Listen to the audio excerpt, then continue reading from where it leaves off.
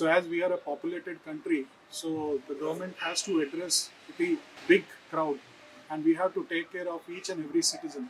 When you talk about a citizen's need on a day-by-day basis, what I consider from bottom of my heart is Smart City Mission is not only a program, it's a complete ecosystem. The government of India has nominated 100 cities. India has seen a pandemic and everybody knows, even globally, nobody was prepared for this.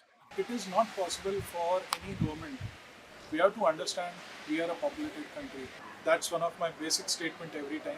And there is a big market to address. You are serving your nation only.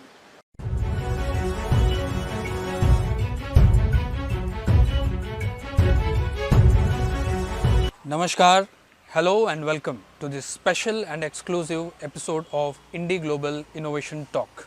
IndiGlobal Innovation Talk is brought to you by IndiGlobal Media Network that takes innovation, collaboration and growth to the forefront. Innovation Talk brings to you deep insights on best practices, innovation and strategy. And today we are joined by a special guest who is passionate about the government as a system. His expertise lies in consulting, governance, technology and strategy. So please join me in welcoming Mr. Praveen Rao, who is a well-known advisor in the space of governance.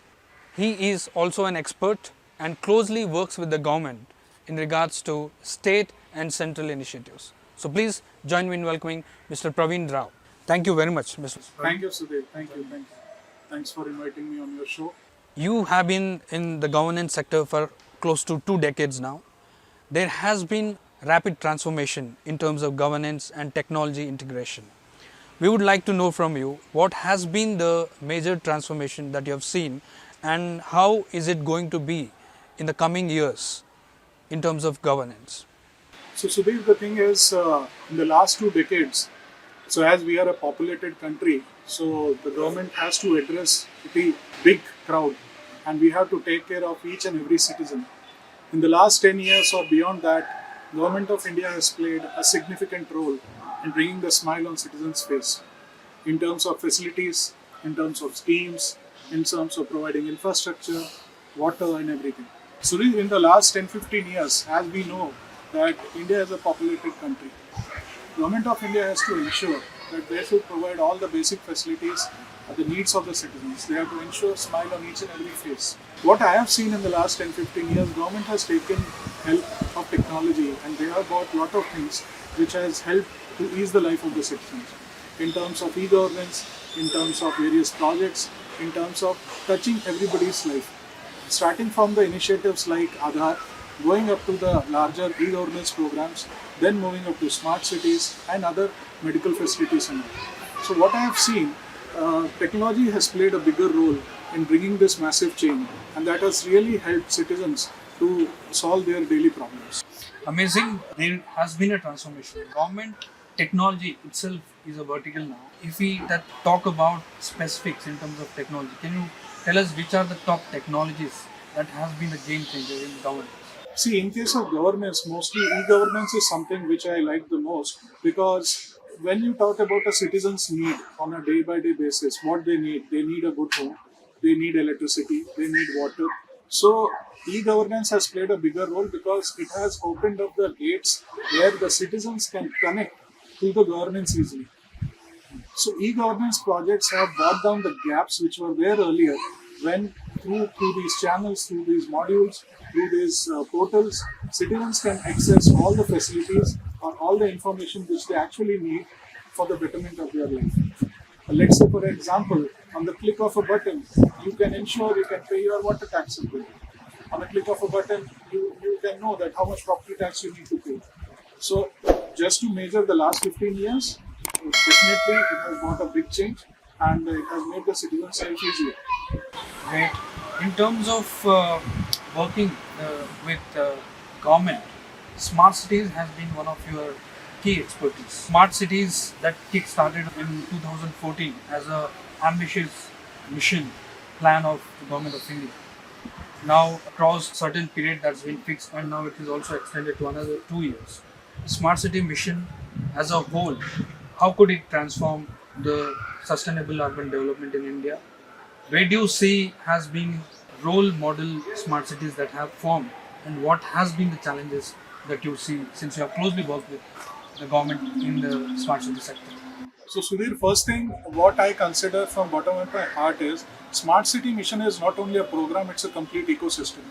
It's not that somebody has bought a program and implemented. It is a joint effort where the government has come up with a plan and it has also contributed from the citizen side. So it's a handshake between the governments and the citizens. In terms of making the citizens' life easy, the smart city ecosystem touches each and every challenge which citizens faces. It helps you in providing good infrastructure, it in a better transportation system, it helps you in a better clean water, the water is reaching to your home. It helps you for the daily needs like connecting to the various portals and paying your bills. So overall, smart city is something it is empowering the citizens to take the decisions on their own and it is helping citizens to connect to government in a better way. If we go for a reality check now, smart city vision was said to be citizen centric. Where does it stand now, and what are the smart cities that you say have achieved that ultimate goal of a smart city? See, when you talk about any smart city mission or any smart city program, in the initial days, the government of India has nominated 100 cities. And it has initially started like a program across all these shortlisted 100 cities. In every city have got their own need. Some cities may need good security. Some cities, or as per the geography, they need better water facilities or better transportation. So there is no common goal that each city is unique. Their need is unique. Their citizens have a unique thought process. So when you talk about this initial program and what changes have been done, so in the initial 100 cities, the infrastructures, that is one of the biggest key things which has drastically changed. And in this particular program, government has invested massively on infrastructure. Infrastructure means putting CCTV cameras, surveillance, ensuring women's safety, ensuring ambulance services, health services. So every city, as I said, have a different need. Yeah. So understanding the need of the city, government has planned and they have taken consulting from the citizens also that how to improve their life. So in the earlier 100 cities, most of the private players have contributed. They have done a great job in participating in this initiative, and they have, all these unique things they have introduced in terms of, utilizing all technologies in the areas of water, ITMS projects, women safety projects, bringing technologies like integrated command control centers. They are enabling the security forces so that the safety and security in the state they can ensure that it is going in the right way. So in a total, every smart city have a combination of multiple modules, starting from your security, water, transport, and multiple. Now it's been like 7 years now already. Where do you see the smart city mission going further ahead from here, and what is the progress that we can look at through this mission? So it's almost 7 years, and I believe it is one of the most retrospective program launched by Government of India. In these 7 years, specifically in terms of infrastructure, we have achieved a lot. So let's say in terms of very good parkings, providing smart transport like your BRTS systems. Under the smart city mission, under the smart city, you can see lot of waste management activities has been done. So as every city have their own need, so areas which have a specific level of population, smart city has contributed. They have ensured the city is in a very disciplined way. They have ensured cleanness at its peak. They have ensured the transportation is touching all those points where the citizens feel that they should get those facilities. So way forward, I believe if the citizens also take this program seriously and they also contribute in this contribution in terms of certain guidelines which government has set up for them. Like I truly believe that today cleanness is one of the very important things. Swachh Bharat mission, which is also a separate initiative, Yeah. but it also there is a part of it under smart cities where government has rolled out various solid waste management systems. So, in that case, the citizens also have to ensure that they should not throw garbage here and there, because there is a big mechanism running behind that to ensure a cleanness in the city. As I said, every city is unique, every city has their own needs. So, it's very important that the citizens also critical role in ensuring this program to be successful. It's only government, it's not possible from only government side that they implement something and the changes will come drastically. So it is also in the hands of the citizens that they be a responsible citizen. Yes. So such initiatives by the government and mission comes out successful. Thank you for that deep insight, Praveen. Recent past, there has been a lot of technological interventions in the space of healthcare and well-being, and the recent pandemic, close to 3 waves that has passed, it has shown the significance of technology and the kind of role it can play in healthcare sector.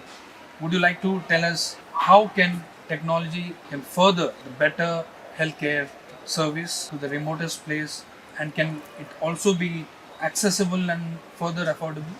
So, Sudhir, the most important fact is India has seen a pandemic, and everybody knows, even globally, nobody was prepared for this. It has suddenly came up in our mind, and suddenly it was in front of us. Nobody in the world was prepared for it. As a governments, yes, there are healthcare systems who are capable enough to fight with some of the earlier, cases like TB, typhoid, and some older issues. But COVID was special. COVID was very different. The guidelines were different, and even we were not prepared for the guidelines. Also, that it was completely new. India as a country, being again very highly populated country, we have done a great job in that. And how cover this by point by point. Point number one is we have unique states. We are metropolitan cities, the tier one cities, tier two cities, and being a highly populated country, we have to ensure that the health systems are reaching to all the citizens during the pandemic.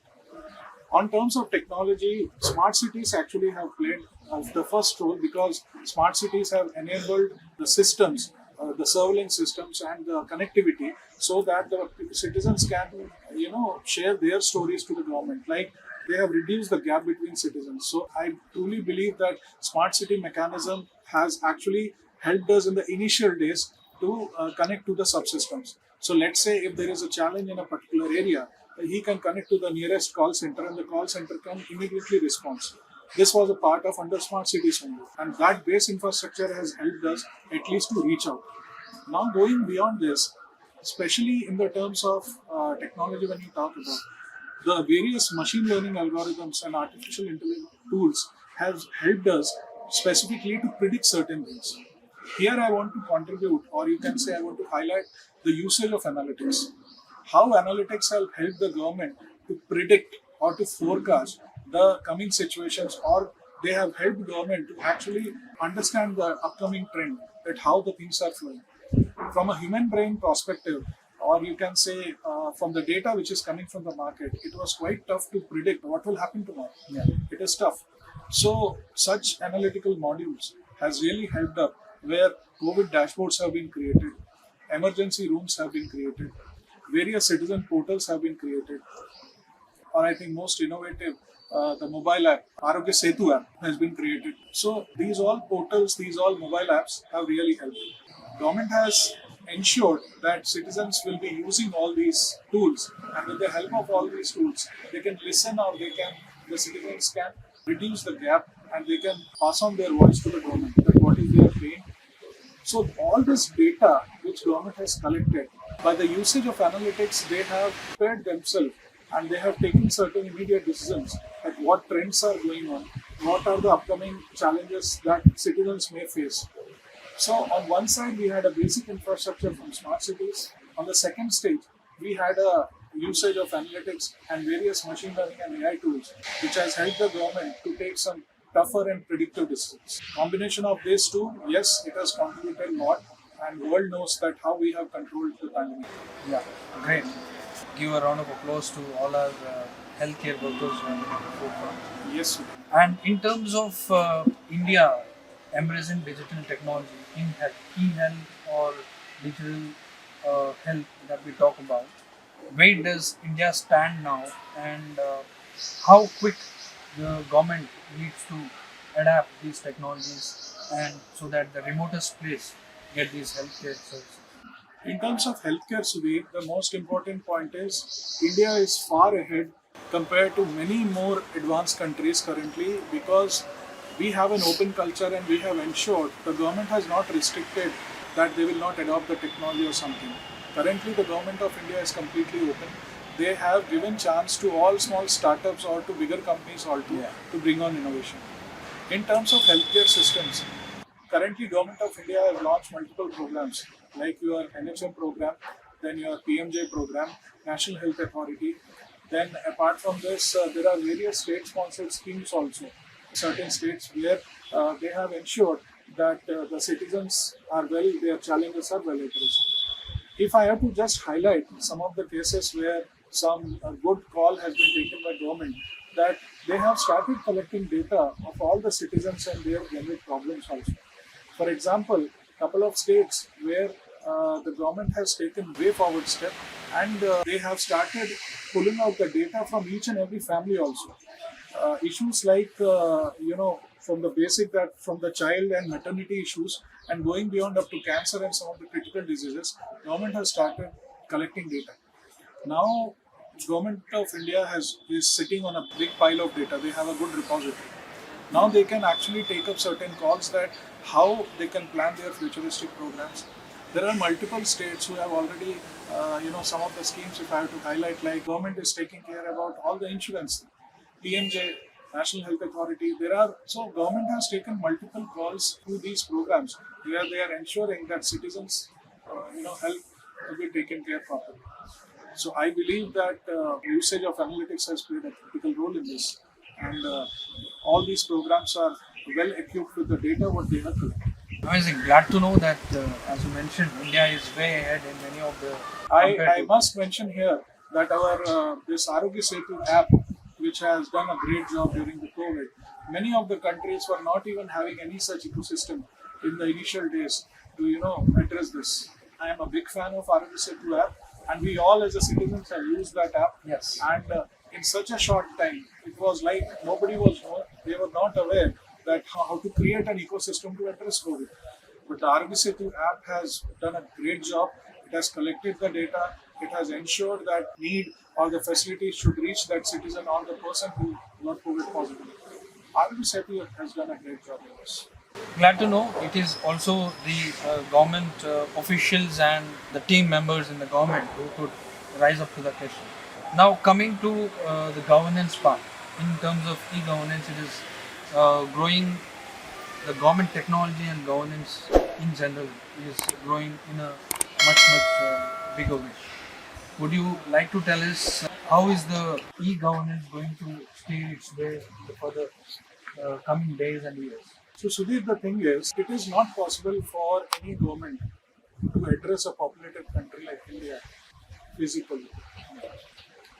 It is not possible for any state government or any nodal authorities, to go to understand the citizens' pains physically. Yeah. And now, with the help of social media, now with the help of a lot of things, it is like there are multiple channels and multiple ways to connect. Now, central government has ensured that there are certain programs have been launched by each and every ministry. Let's say health ministry have their own programs. Your aviation ministry have their own program. Recently, drone policy has been introduced, and it has given chance to the young entrepreneurs to develop drone in India. And they have opened a DG Sky portal. What is all these things? So every ministry has come up with their certain programs. Now the thing is, state government has also come up with a lot of programs, and they have their own databases, their own programs through which they are connecting to the citizen needs. Now, what I have seen of the transformational change that both these systems getting integrated at certain levels. Some of the classic examples which I can quote here is with the help of Aadhaar, both the portals are accessible, and Aadhaar becoming a unique ID, it is connecting to various subsystems. So whether you are a state government portal user or you are a central government portal user, Aadhaar has played a critical role. And I truly believe that in the last 15 years also, there is a big scope that Aadhaar it is one of the largest digitization project globally we have with us like Aadhaar. So mostly all these portals are getting synced up through on the unique ID that is Aadhaar. You have to apply for a shop license, you want to apply for an insurance, you want to apply for, let's say, registering your foundation, you just want to apply for a drone license, you name a portal, there is an Aadhaar available there, and either for an individual, either for a company, that is one of the unique ID that is contributed. In terms of, let's say, your basic smaller problems also, let's say recently Delhi government has announced that they are stopping, they are coming up with a program that you don't need to go to RTO for a license. The person will come to your home, they will check your unique ID, and it is getting linked. The DigiLocker, the initiative, that is one of the finest innovation. That in just an app, you can, all your documents are there by default. Your license, your Aadhaar, your PAN, your election card, your mark sheets, everything. So answering to your question, that we have on one side we have state, on one side we have central, we have unique ID that is Aadhaar. Integrating all this and the results are beautiful. Amazing. Coming to the digital revolution in India, Digital India, then Startup India, then Atmanirbhar Bharat. How is this digital revolution contributing to the progress and growth in Startup India and also Atmanirbhar Bharat? So let me answer in your question in 2 to 3 points. The first one is the current, government of India, the current ministries who are there, they have opened up so many things. The most important fact is nothing is restricted. They have given enough chance to the entrepreneurs, on to innovators to show what they have. In terms of Atmanirbhar Bharat or any of the scheme, let it be Startup India, Atmanirbhar Bharat or anything, government has asked the citizens to come forward and tell what best you can do. It is a collaborative government currently. And in terms of state also, states like Maharashtra, state like Telangana, every state has come up with some unique ideas where they have enabled citizens, they have asked citizens to come and contribute. The recent example, why I was quoting on the drone side, they have invited so many innovators to contribute that how with the help of drone or with the help of this technology we can reduce the citizen pains in terms of delivery of medicines, in terms of agriculture, plotting. There are so many unique cases have been developed. So what I believe, these programs have given a confidence to citizens that yes, we are also, our job is not just to vote for the government. What we are doing is, they have enabled the citizens that they have created such portals where citizens can put their work. Yeah. Startup India, as you have mentioned, that is one of the unique program where they have started talking to the multiple entrepreneurs, where some millions of ideas are floating, and any of the idea can click and it can bring a revolution in the country. End of the day, what you want to achieve, you want your citizens to be safe, you want your citizens to be happily surviving, no food shortages, no water shortages, and the standard of the citizens should go up. That's what everybody is generally need. Yes. So it's not that on one side the government has ensured such programs to be on board, and on the other side, citizens are also participating. Young entrepreneurs are getting chance to participate with those governance models, and it has really worked on. We have seen results where young kids are coming out with a lot of innovative ideas, and it is bringing down the cost of mega systems. Recently, if you have noticed in the media, the IIT Madras has signed an agreement with Indian Railways, and for what? It was for Hyperloop system. If you recall the Hyperloop system for 8 years back when the concept has came up from Virgin Atlantic, the investment was massive, but a group of students have thought, why can't we build it in India? Do we really need to be dependent on Virgin Atlantic? So there are so many entrepreneurs and innovators we have, young brains, who really want to do big, they have the capability to do big, and government is giving chance to them. Amazing. So we can see there is a saying, Badega India, through the kind of ecosystem that's been created through Startup India or Atmanirbhar Bharat and also the digital India. Now, coming to certain schemes, the popular schemes are the trend of the day. How do you see these popular schemes which have been brought in by the state governments and be it respective state governments, how is it going to contribute for a sustainable governance and the kind of growth we would like to see in our respective states and in the country as a whole?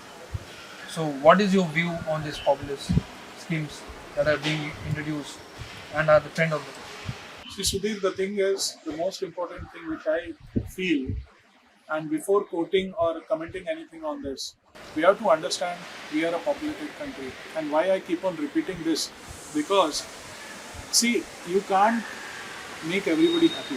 I am a public sector government fan, but I never thought to, take up my views through politics.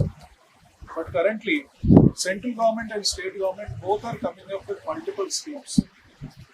If you recall the pre-independence era, when we used to see that a particular part of the society, their problems were every time they were facing challenges. It was unheard. Only a particular part of the society was getting the schemes, or maybe they are getting certain privileges. Later, when we have grown, we have seen when the equality came up. Still, we have certain, parts of the society which need to be developed.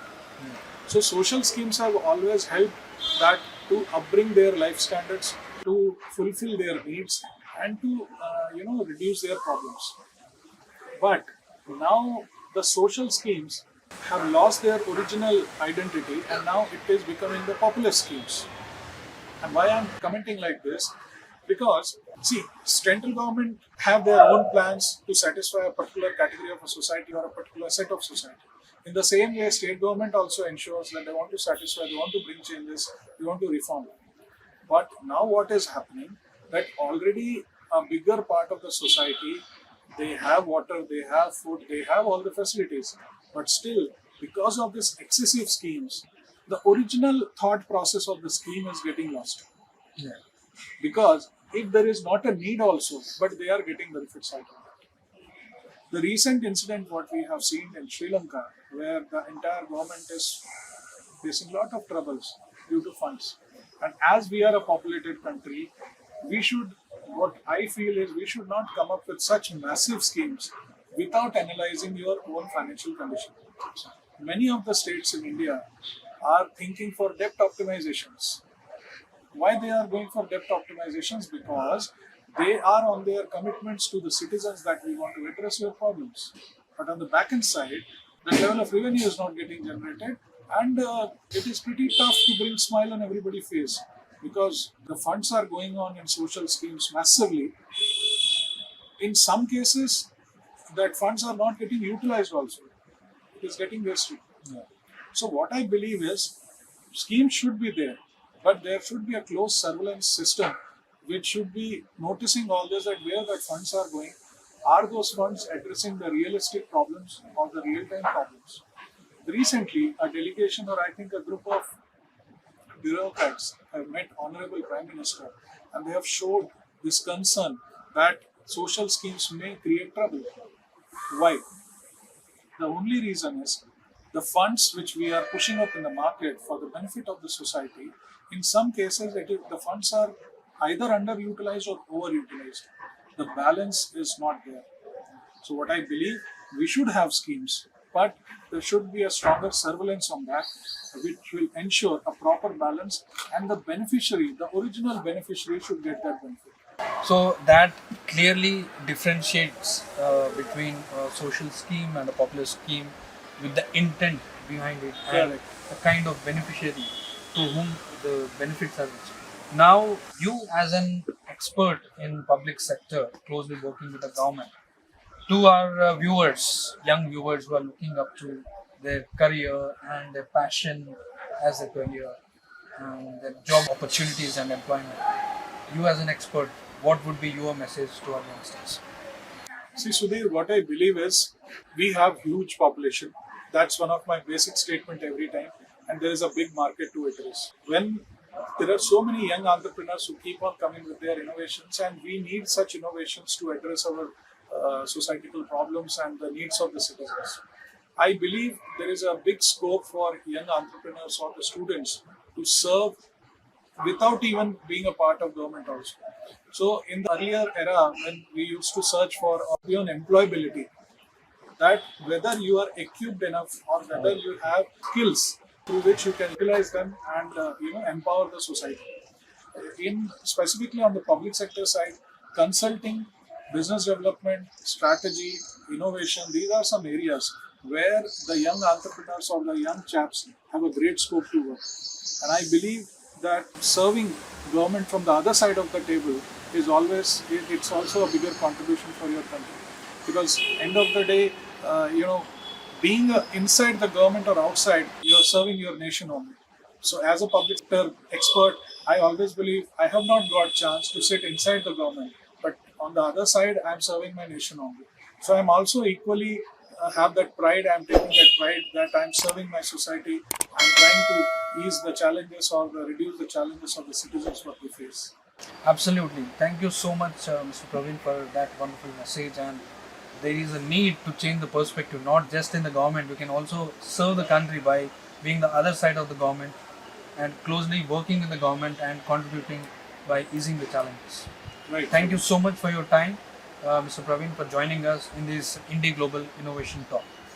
Thank you, Sudhir. Thank you.